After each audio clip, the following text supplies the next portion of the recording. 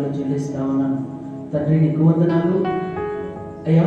మా పట్ల నీ యొక్క చిత్తాన్ని నెరవేర్చండి. ఈరోజు అయినా ఏ వాక్యం అయితే నాయన మా గురించి మాట్లాడాలని అనుకుంటున్నారు తండ్రి, మాతో మాట్లాడండి, బలపరిచి స్థిరపరచమని యేసు క్రీస్తు నామములో ప్రార్థించి స్తుతించి అడిగి వేడుకొంచున్నాము తండ్రి, ఆమేన్. దయచేసి మొదటి సమూయేలు గ్రంథము 1వ అధ్యాయము 5వ వచనము. గుణవతి అయిన స్త్రీ ఉన్నటువంటి లక్షణాలు.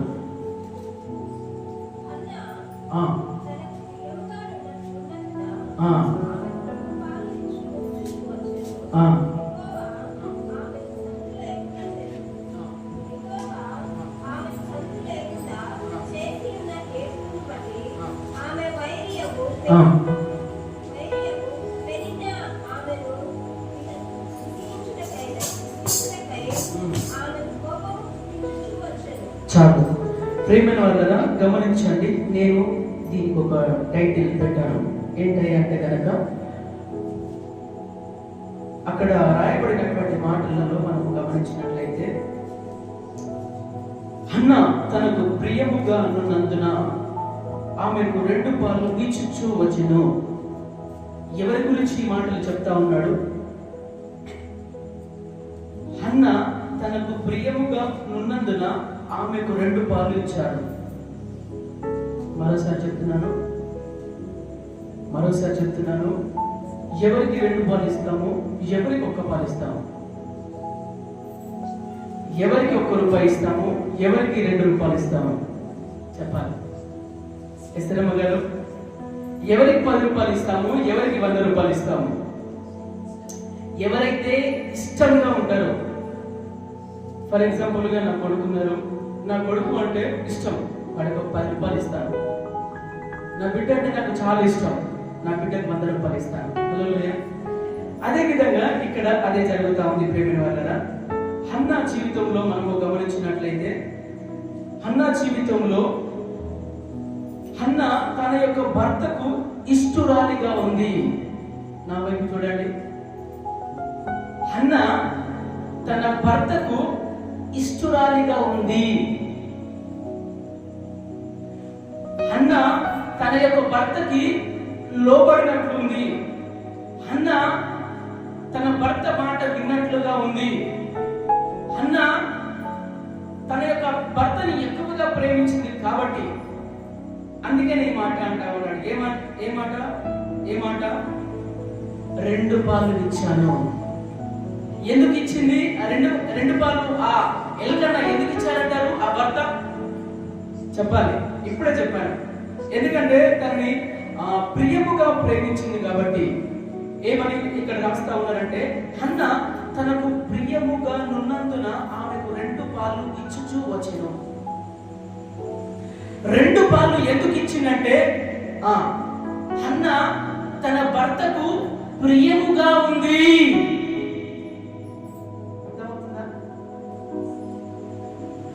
హన్నా తన భర్తకు ప్రియముగా ఉంది. హన్నా తన భర్తకు ఇష్టురాలిగా ఉంది. అయితే నా మాట వినండి.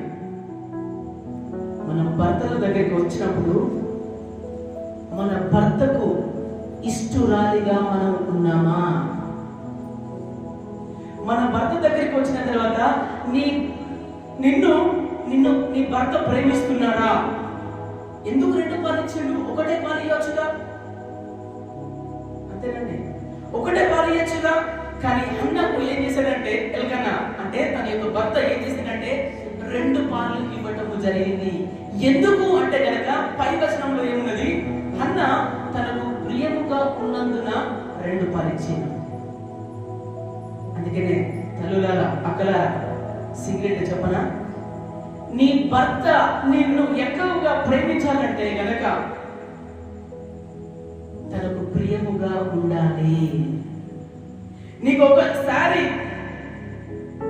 నువ్వు అతనికి ఇష్టరాలిగా ఉంటే కనుక 300 సారీ కొనే అతను 2000 సారీ కొంటాడు. ఎప్పుడన్నా ఆలోచన చేశారా? ఏంది ఈయన ఎప్పటికైనా వచ్చి చికాకు పెడతా ఉంటారు. భర్త వచ్చిండు, ఊరికి వెళ్ళి వచ్చిండు, లేకపోతే పొలానికి వెళ్ళి వచ్చిండు, ఒక కాఫీ టీనో ప్రేమతోటి పంచి ఇచ్చినట్టు దాఖలాలు ఉన్నాయంటారా? ఆయన నుండి మాత్రం ప్రేమ రావాలి, మన నుండి మాత్రం ప్రేమ రావద్దు. ఒకసారి గమనించండి. ఆయన మాత్రం ప్రేమించాలి, ఆయన మాత్రం ప్రేమించాలి, కానీ మనం మాత్రం ప్రేమించలేని పరిస్థితుల్లో ఉన్నాము. ప్రేమైన వాళ్ళ చూడండి, హన్నా జీవితంలో తన భర్తకు ప్రియముగా ఉంది. నేను అడుగుతున్నాను, మా అన్న వాళ్ళతోటి, మా సహోదరులతోటి, మా నాన్నగారులతోటి మీరు ఇష్టురాలిగా ఉన్నారా? మీరు ప్రియులుగా ఉన్నారా? మీరు ఎప్పుడైనా ఏం చేయాలి తెలుసా? ఎప్పటికైనా తనకి ఇష్టానుసారంగా ఉండాలి, భర్తకు ఇష్టానుసారంగా ఉండాలి. తన తల్లిదండ్రులు కాదు. కొందరు ఏం చేస్తారు తెలుసా? తల్లిదండ్రుల మాట వింటారు, తల్లిదండ్రుల మాట విని చిచ్చులు పెడతా ఉంటారు, తల్లిదండ్రుల మాటని భేదాభిప్రాయాలు వస్తాయి. కానీ అదే ఆ భర్తకు గనుక ప్రేమించినట్లయితే గనుక ఆ భర్త నిన్ను తిరిగి ప్రేమించి 300 సారి కాస్త పోయి 2000 చీర ఖచ్చితంగా తీసుకొస్తారు. ఒకసారి గమనించండి ప్రేమైన వాళ్ళ. అన్న తన జీవితంలో ప్రియమైనదిగా ఉంది. ఎవరికి? తన భర్తకి. ఈరోజు నువ్వు ప్రియురాలిగా నువ్వు ఉండాలి నీ భర్తకు. ఎప్పుడు తెలుసా? ఎప్పటికైనా ఏ విధంగా ఉండాలి తెలుసా? కొత్త పెళ్ళైన వాళ్ళు ఏ విధంగా ఉంటారు? ఏ విధంగా ఉంటారండి చెప్పాలి? ఏ విధంగా ఉంటారు? చాలా హ్యాపీగా ఉంటారు. వాళ్ళకి ఏది కావాలంటే అప్పుడప్పుడు ఏం చేస్తారంటే, ఏమండి ఏం కావాలి అని అడుగుతా ఉంటుంది కొత్త పెళ్ళి అయిన తర్వాత. అదే ఒక 5 సంవత్సరాల తర్వాత తీసుకో, ఏంటి తీసుకో, అప్పుడు ప్రేమ తగ్గిపోతుందిగా. మరి నువ్వు ప్రేమించట్లేదు, మరి నీ భర్త ఏ విధంగా ప్రేమిస్తాడు? నువ్వే ప్రేమించట్లేదు నీ భర్తని, కానీ నీకేమో సారీ కొనియాలి కదా, నీకు బంగారం కొనియాలి కదా, 3 తులాల బంగారాలు కొనియాలి కదా, 2 తులాల బంగారాలు కొనియాలా? ఇది ఎక్కడి న్యాయము? ప్రేమిడి వల్ల ఈ హన్న విషయంలో మనము చూసినట్లయితే తను ఏ విధంగా తెలుసా? తన భర్తకు ఇష్టురాలిగా ఉంది, ఇష్టురాలిగా ఉంది. కాబట్టి ప్రేమిడి వల్ల నీవు నీ భర్తకు ఖచ్చితంగా ఎప్పుడు కొత్తగా పెళ్ళైన జంటలాగా మీ జంట ఉండును గాక. ఆమేన్. ఆ విధంగా ఉంటే నీ కుటుంబంలో ఇంకా గొడవలు ఉన్నాయి. ఆ విధంగా నువ్వు ఉంటే నీ కుటుంబంలో ఎప్పటికైనా శాంతి ఉంటుంది, సమాధానం ఉంటుంది. ప్రేమ వల్ల అన్న యొక్క జీవితంలో మనం గమనించినట్లయితే ఎల్కనకు అంటే తన యొక్క భర్తకు ఇష్టురాలిగా ఉంది, ఇష్టురాలిగా ఉంది కనుకనే ఏం చేశాడు ఎల్కన? ఒక్క పాలిచ్చిండా? ఒక్క చీర కొనిచ్చిండా? లేదు. ఏం చేసిండు? 2 పాలు కొనిచ్చిండు, 2 వంతులు ఇచ్చాడండి ప్రేమిల వల్ల. అందుకనే నేను అంటాను, భర్తకు ఇష్టురాలైనటువంటి హన్నా. హల్లెలూయా. 2వ మాట నేను చదువుతాను త్వరగా, నేను త్వరగా నేను చదివి నేను ముగిస్తాను. 2వ మాట అదే విధంగా 8వ వచనం చదవండి. 8వ వచనం. ఆమె పెనిమిటైన ఎల్కనా, అన్నా నీవు ఎందుకు ఏడ్చుచున్నావు తల్లి? నీవు భోజనం మానట ఎలా? నీకు మనోవిచారణం ఎందుకు కలిగినది? 10 మంది కుమారుల కంటే నేను నీకు విశేషమైన వాడను కానా? ఏంటండి? ఎంత మంచి మాట ఇది! తను ప్రేమించింది కాబట్టి ఈ మాటలు రావడం జరిగింది. ఒకవేళ అన్న గనక తన భర్తకి ఇష్టురాలిగా లేకపోతే ఈ మాటలు ఎల్కన్నా ఈ మాటలు అనేవాడా? లేదు. ఏమంటున్నాడు తెలుసా? ఎందుకు తల్లి నువ్వు బాధపడతావు? ఎందుకు తల్లి నువ్వు ఏడుస్తున్నావు? నీ కుమారుడు లేరని నువ్వెందుకు ఏడుస్తున్నావు తల్లి? నానా నువ్వు బాధపడకు నానా. ఏమంటాడు తెలుసా? నీ 10 మంది కుమారుల కంటే నేను విశేషమైన వాడను కానా? నీ 10 మంది కుమారుల కంటే నేను శ్రేష్టమైన వాడను కానా అంటే గనక దాని ఉద్దేశం ఏంటో తెలుసా? ఆ 10 మంది కుమారులు ఏ విధంగా చక్కగా నేను ఒక తల్లిగా చూసుకుంటారో వారందరికంటే నేను బాగా చూసుకుంటా. ఏంటండి? వారి 10 మంది కుమారులు ఏ విధంగా చూస్తున్నారో దానికంటే విశేషముగా వారందరికంటే నేను మిక్కిలిగా నేను చూసుకుంటానని భర్త చెప్తా ఉన్నాడు. ప్రియమైన ఈ మాట రావడానికి గల కారణం ఏంటో తెలుసా?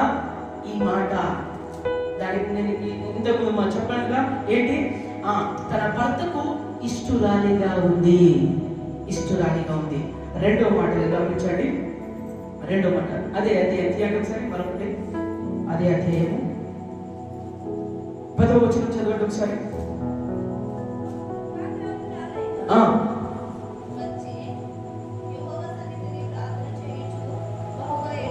మొదటి సమూయేలు గ్రంథము 1వ అధ్యాయము 10వ వచనము.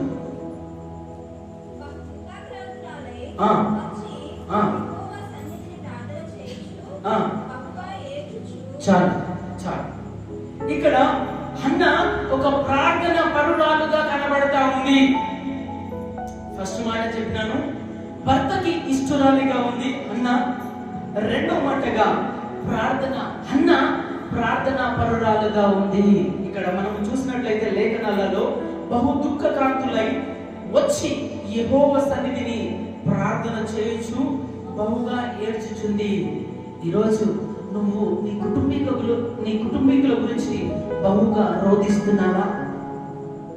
ఒక తల్లిగా నువ్వు ఖచ్చితంగా చేయాల్సినటువంటి బాధ్యత ఏంటో తెలుసా? అయ్యో నా కుమారులు ఎక్కడ తప్పిపోతారు, అయ్యో నా కుమార్తె ఎక్కడ తప్పిపోతారను నువ్వు రేగి పగలు ప్రార్థన చేయాలి. ఎంతమంది ప్రార్థనలు చేస్తున్నారు తన యొక్క కుమారుల గురించి, కుమార్తెల గురించి. మనము గమనించినట్లయితే యోబు గారు మనము చూస్తా ఉన్నాము. యోబు గారు ఏం చేశారు తెలుసా? ఏం చేశారు?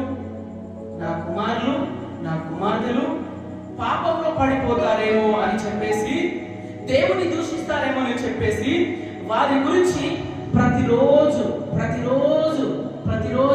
దహన బలులు అర్పించేవాడు. ప్రతిరోజు వారి గురించి ప్రార్థన చేస్తున్నారు. సరే నా వైపు చూడండి. ఎప్పుడైనా ప్రతినిత్యము ప్రార్థన చేసిన దాఖలాలు ఉన్నాయా? ప్రతిరోజు కన్నీటితోటి అయ్యో నా కొడుకు పాడైపోతున్నాడు, అయ్యో నా కొడుకు తాగుపోతాడు, అయ్యో నా భర్త మారట్లేదు, అయ్యో నా భర్త చర్చికి రావట్లేదని ఏడ్చిన రోజులు ఉన్నాయంటారా? ఒకసారి గమనించాలి ప్రేమ వాళ్ళరా. ఈ హన్నా ఒకసారి మనం గమనించినట్లయితే తను ప్రార్థన పరురాలిగా ఉంది. ఒకరోజు గురువారం వచ్చి అటెండెన్స్ చేసుకొని గురువారం వచ్చి 10 నిమిషాలు, 1 గంట ప్రార్థనకు రమ్మంటేనే నేను అలసిపోయి వచ్చాను, నేను సొమ్మసిల్లిపోయి వచ్చాను అని మనం అంటా ఉంటామే. అది ఎవరి గురించి ప్రార్థన? మనం ఇక్కడ మందిరానికి వచ్చి ప్రార్థన చేసేది ఎవరి గురించి? మన కుటుంబీకుల గురించి కదా, మన సంఘం గురించి కదా, మన అధికారుల గురించి కదా, మన బండపాల గురించి ఉన్నటువంటి ప్రతి ఒక్కరి గురించి కదా, అందరూ బాగుండాలనే కదా. చూడండి, ఈ ప్రార్థనలు ఏమనుకుంటున్నారంటే నీ ప్రార్థన జీవితము తక్కువ అయిందని గమనించుకో ప్రేమ వాళ్ళ. అందుకని అంటాడు కదా అయ్యో బహు దుఃఖకాంతులై ఏడ్చుచు కన్నీటితోటి తను ప్రార్థన చేసినట్టుగా మనము చూస్తా ఉన్నాము ప్రేమ వాళ్ళ. అందుకని ఇంకొక మాట నేను చెప్తాను. ఇంకొక మాట 11వ వచనం చదవండి. 11వ వచనం. హన్నా మొక్కుబడి చేసుకొని స్త్రీగా ఉంది. హన్నా మొక్కుబడి చేసుకున్నటువంటి స్త్రీగా ఉంది. చదవండి ఆ మాట ఒకసారి. 11వ వచనం. సైన్యములకు అధిపతియగు యెహోవా నీ సేవకురాలైన నాకు కలిగిన శ్రమను చూచి నీ సేవకురాలైన నన్ను మరొక జ్ఞాపకం చేసుకొని నీ సేవకురాలైన నాకు మగపిల్లను దయచేసిన ఎడల వాని తల మీద క్షౌరపు కత్తి ఎన్నటికి రానియక వాడు బ్రతుకు దినములన్నిటను నేను వారిని యెహోవాకు నీకు అప్పగింతునని మొక్కుబడి చేసుకొనెను. ఏంటండి మూడోదిగా మొక్కుబడి చేసింది. అయ్యా నాకు పిల్లలు లేరు, అయ్యా నేను బాధల్లో ఉన్నా, అయ్యా నేను వేదనలో ఉన్నా, అయ్యా నేను దుఃఖంలో ఉన్నా. అయితే ఈ రోగము ఒకవేళ పోయినట్లయితే నీ సన్నిధిలో నేను ఖచ్చితంగా వస్తా. నా పొలాన్ని దీవించండి, నేను ఖచ్చితంగా వస్తా. నా పిల్లల్ని దీవించండి ప్రభువా, నేను ఖచ్చితంగా వస్తా. ఒక మంచి తీర్మానం తీసుకుంది, మొక్కుబడి చేసుకుని. ఏమని చేసుకుందో తెలుసా? అయ్యా నాకు ఖచ్చితంగా మగ పిల్లవాని. మన దీంట్లో కూడా మనము ప్రార్థన చేసేటప్పుడు ఖచ్చితంగా ఇది అనేది మనము ఖచ్చితంగా పాయింట్ అవుట్ చేయాలి. ఏది కావాలి? నాకు కారు కావాలి అంటే కారు ఏంటి, కారులో ఏంటి కావాలి? ఇన్నోవా కార్ కావాలని ఖచ్చితంగా స్పష్టంగా తెలియజేయాలి. అంతేనంటారా? నాకు నా దేవుడికి నా మనసులో మాట తెలుసు అని అంటా ఉంటారు. మనసులో మాట ఉంటది కానీ నీ మనసులో ఉన్నది చెప్పాలి కదా దేవునికి. నన్ను అడుగుము, నీకు ఉత్తరం ఇస్తాను, శ్రమలలో నీకు తోడై ఉంటానని దేవుని యొక్క లేఖనాలు సెలవిస్తా ఉన్నాయిగా.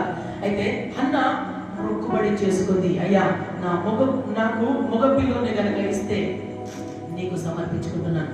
ఎప్పుడన్నా సమర్పించుకున్నారా? మొక్కుబడి చేశారా? మొక్కుబడి చేసుకున్నారా? అయ్యా గడిచిన ఆ సంవత్సరం అంతట్లో నన్ను కాపాడారు కదా ప్రభువా, నేను మొక్కుబడి చేసుకుంటున్నాను. నేను ప్రతి ఆదివారం ఖచ్చితంగా నీ సన్నిధానానికి వస్తా. మొక్కుబడి చేసుకున్నారా?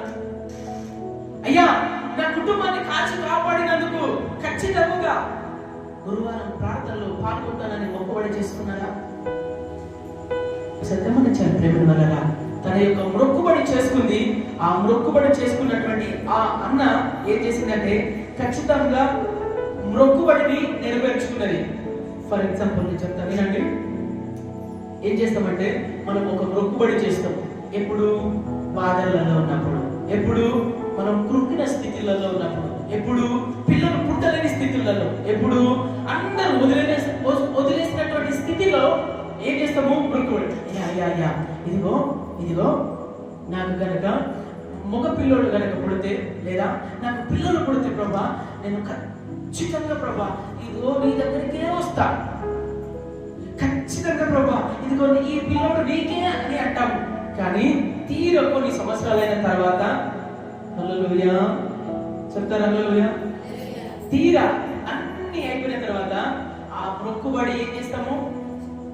మర్చిపోతాం. ప్రేమ ద్వారా మర్చిపోవడానికి వీల్లేదు. ఈ యొక్క హన్న అమ్మగారు మర్చిపోలే.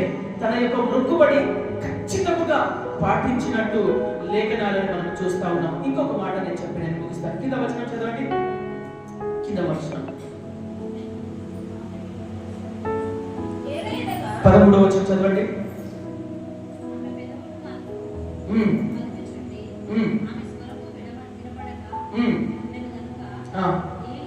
ఏలి మత్తురాలయ్యున్నా అనుకుని, ఎంతవరకు నీవు మత్తురాలయ్యుదువు? నీవు ద్రాక్షరసము నీ యొద్ద నుండి తీసివేయమని చెప్పగా అన్న, అది కాదు నా ఏలినవాడా, నేను మనో దుఃఖము గలదానై ఉన్నాను.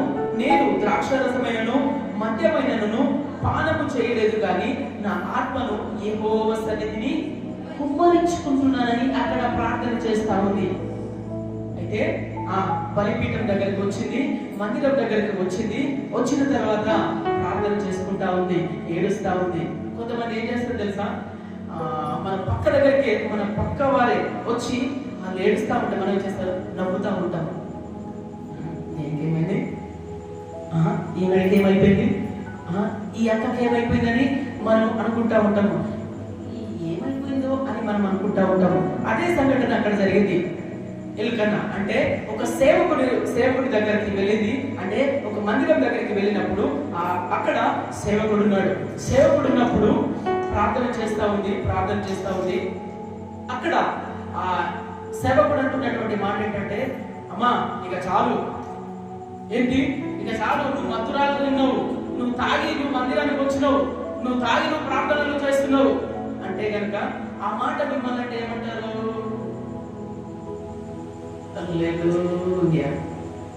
ఏమంటారు? అమ్మా ఏమంటారు?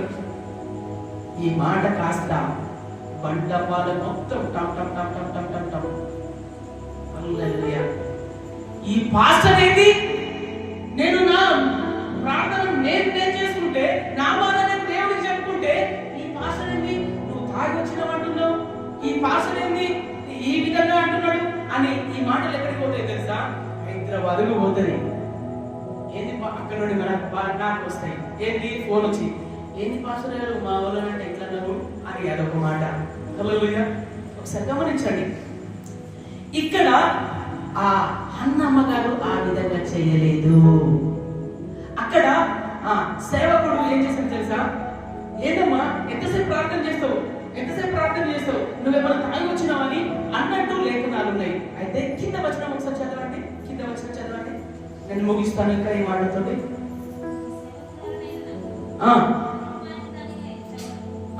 నీ సేవకురాలైన నన్ను పనికి మాలిన దానగా ఎంచవద్దు. చదవండి. అత్యంతమైన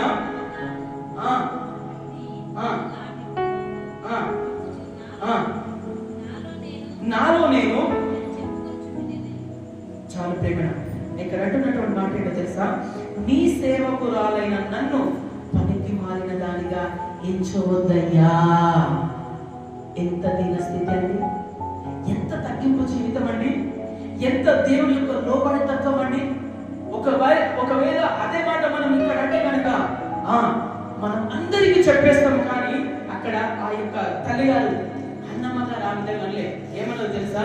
అయ్యా నన్ను ఆ విధంగా ఎంచొద్దయ్యా, అయ్యా నేను అటువంటి దానిని కాదయ్యా, నేను మనోదుఖం కలదానిగా ఉన్నాను, నేను బాధతో ఉన్నానయ్యా, నన్ను ఆ మాటలు అనొద్దయ్యని అక్కడ లోబడినట్టు మనం చూస్తా ఉన్నాము.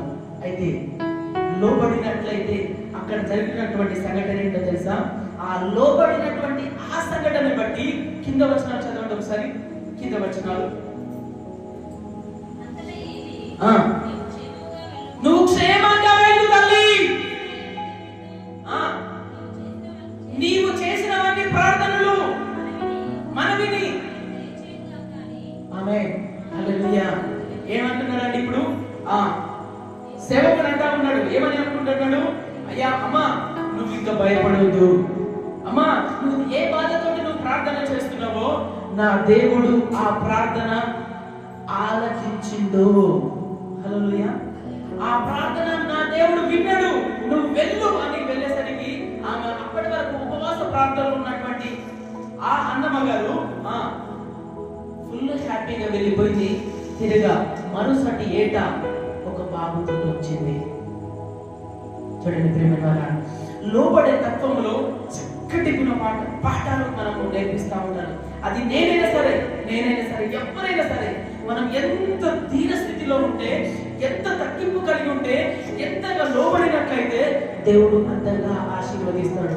నేను కొందరిని చూస్తాను.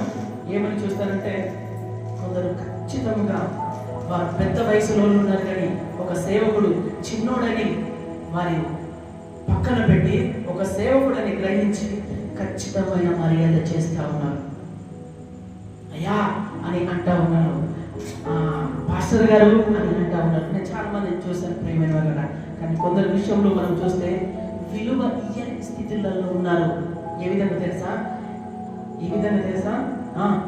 ఏంటి మొన్నొచ్చిండు ఈయన నా మీద పెద్ద న్యాయం చెల్లించుకోవడం ఏంటి ఈయన నిన్న నాకు మొన్నొచ్చిండు, ఈయన మాటలు వినేటి ఏంటి అనేది నా చెవిలో పడ్డాయి ప్రేమ వల్ల. కానీ నా దేవుడు నమ్మదగిన దేవుడు. కానీ ఎప్పుడైతే నువ్వు దీన స్థితిలలో ఉంటావో, ఎప్పుడైతే లోబడిన తత్వములో ఉంటావో, ఖచ్చితమైన ఆశీర్వాదాలు నీకు నీ కుటుంబాలకు నా దేవుడు నిండారుగా దీవించునుగాక. ఆమేన్. చెప్పండి, ఇప్పుడు ఎన్ని మాటలు చదివినాము? ఫస్ట్ ఒక పాయింట్, హన్న తన యొక్క భర్తకు ఇష్టురాలిగా ఉంది. రెండోది, హన్న ప్రార్థన పరురాలుగా ఉంది. మూడు హన్న మొక్కుబడి చేసుకున్నటువంటి స్త్రీగా ఉంది. 4 హన్న సేవకునికి లోబడినట్లు మనం చూస్తా ఉన్నాము. దయచేసి గమనించండి ప్రియమైన, నీ కుటుంబము దీవించబడాలి, నీ కుటుంబము ఆశీర్వదించబడాలి. ఫస్ట్ నీవు నీ భర్తతో ఖచ్చితమైన ప్రేమ కలిగి ఉండు. ఆ ప్రేమ కాస్త నిన్ను నిజముగా సంపూర్ణ ఆనందంలోకి తీసుకెళ్తుంది. అదేవిధంగా రెండోదిగా నీవు ఖచ్చితముగా ప్రార్థన పరురాలుగా ఉండాలి.